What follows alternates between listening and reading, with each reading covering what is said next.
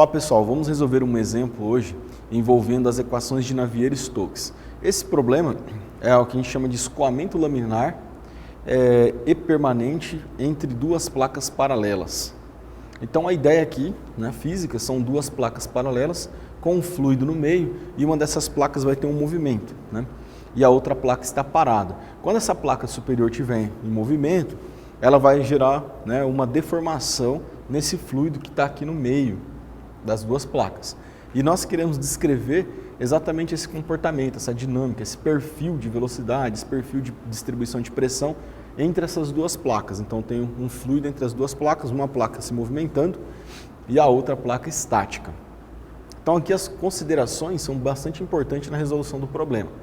Então, no deslocamento na direção das placas paralelas, o movimento ocorre apenas na direção X.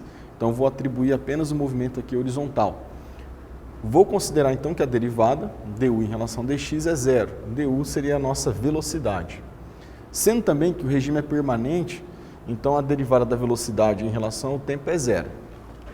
Na condição de incompressível, a variação da massa é nula. Por isso, o lado esquerdo da equação de Navier-Stokes é nula para a viscosidade. Não há o coeficiente e diferencial em relação ao eixo ordenado do plano. Tá? Isso aí tudo é para a gente simplificar a nossa equação de Navier-Stokes. Então a equação de Navier-Stokes vai se tornar apenas esse perfil aqui, né? Então a gente tem lá, tanto no guia de estudo quanto nas outras videoaulas associadas a essa, sobre análise diferencial, as equações de Navier-Stokes. Então a gente vai zerar todo um lado da equação devido àquelas condições de contorno ali, aquelas condições impostas no problema. Quando a gente chega nesse ponto aqui, quer dizer que nós temos uma equação diferencial para ser resolvida, né? Uma equação diferencial. Essa aqui é a coordenada da nossa equação na direção y e aqui em relação a z. Então a gente vai considerar que esse gradiente aqui de pressão vai ser nulo, né? E o gradiente de pressão em relação a y vai ser apenas ρ vezes g, ou seja, a aceleração da gravidade multiplicada pela massa específica ali, atuando uniformemente sobre a placa que está horizontalmente distribuída. Se nós integrarmos essa equação aqui, da coordenada y, nós vamos encontrar uma pressão ρgy mais uma f de x, né, que é a ideia de uma integração com uma constante. Como aqui é várias variáveis, então essa constante na verdade é uma função de x. E encontra o nosso perfil de distribuição.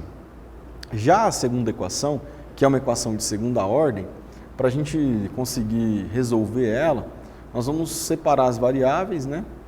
E vamos integrar essa equação duas vezes para obter o valor da expressão final da sua solução. Então, ó, a gente integrou uma vez, vai aparecer uma constante de integração C1, né? E agora a gente vai integrar novamente esse resultado aqui para aparecer esse resultado aqui, tá? Então, integrando novamente esse resultado, a gente vai obter 1 sobre 2.000 dp dx y² mais C1 mais C2, que seria a constante de integração pela segunda vez. Como são duas integrais sucessivas, então vai gerar uma primeira constante e depois vai gerar uma segunda constante. Essas constantes elas vão ser determinadas pelas condições iniciais do problema ou pelas condições de contorno dada.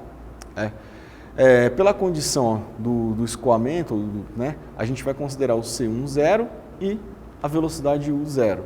Enquanto o y vai ser dado por mais ou menos h. Quem que é h? A altura entre as duas placas. Pelas condições de contorno, a gente consegue calcular agora essas condições aqui. Se a gente aplica na equação obtida, que ela foi integrada duas vezes, eu consigo calcular o valor do C2. O C2 vai ser dado por 1 sobre 2.000 dp dx h². Então, se eu substituir esse C2 aqui dentro da minha equação, da minha solução da minha equação diferencial obtida no slide anterior ali, eu vou obter esse resultado aqui, que seria uma solução particular daquela equação diferencial de segunda ordem. Então, esse perfil aqui seria o quê? Seria um perfil da velocidade, perfil da distribuição de velocidade do fluido entre as duas placas.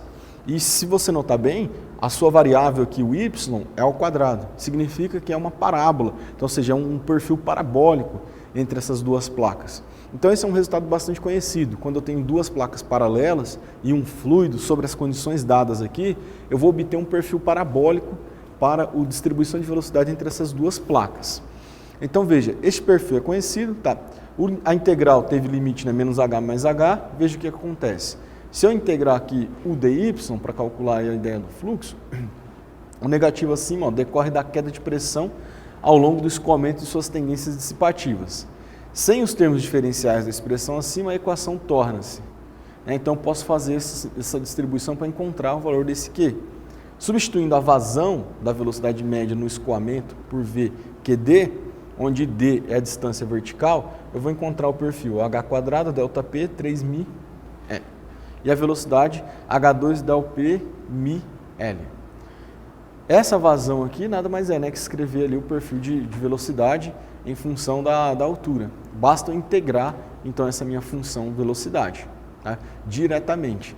Quando eu faço a integral, variando de menos h até h, eu consigo obter esse resultado da vazão aqui, que é bastante importante para a gente entender o valor aí da nossa vazão entre esse sistema das duas placas com o fluido no centro. Se você aplicar mais uma condição de contorno ali para y igual a zero, o ponto central em um volume de raio H, a velocidade máxima devido vai sofrer menos variação que o fluxo no ponto de relação dos dois pontos máximos da parede.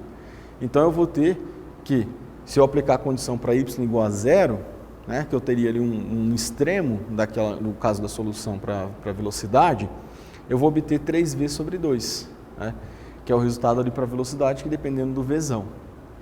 Bom, esse é um problema que envolve as equações de Navier-Stokes, bastante interessante.